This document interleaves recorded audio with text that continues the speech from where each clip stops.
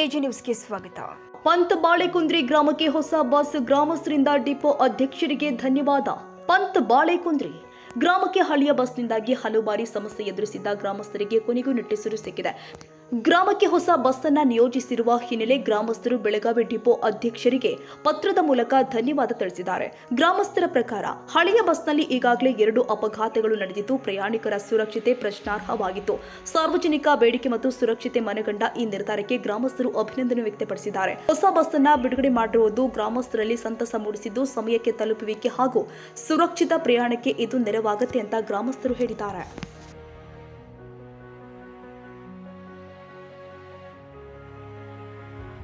ಕನ್ನಡಿಗರ ಮೆಚ್ಚಿನ ನಿಮ್ಮ ಎಜೆ 24/7 ನ್ಯೂಸ್ ಕನ್ನಡ ವಾಹಿನಿ ಇದೀಗ ಟಿವಿಯಲ್ಲಿ ಲಭ್ಯ. ವೇಳೆ ನೋಟಿಸ್ ಕೊಟ್ಟಿದ್ರೆ ವಾಪಸ್ ತಗೋತೀವಿ. ಇವತ್ತು ವಕ್ಫ್ ಪ್ರಾಪರ್ಟಿ ಅಂತೇಳಿ ಬರ್ತದೆ ಅಂತ ಹೇಳಿದ್ರೆ ರೈತರು ಬೀದಿಗೆ ಬಂದ್ರೆ ಏನ್ ಮಾಡ್ಬೇಕಾಗತ್ತೆ? ಯಾರು ವೋಟ್ ಹಾಕಿಲ್ಲ ಅಂದ್ರೆ ಗ್ಯಾರಂಟಿನೆಲ್ಲ ಸ್ಟಾಪ್ ಮಾಡ್ಬಿಡ್ತೀವಿ.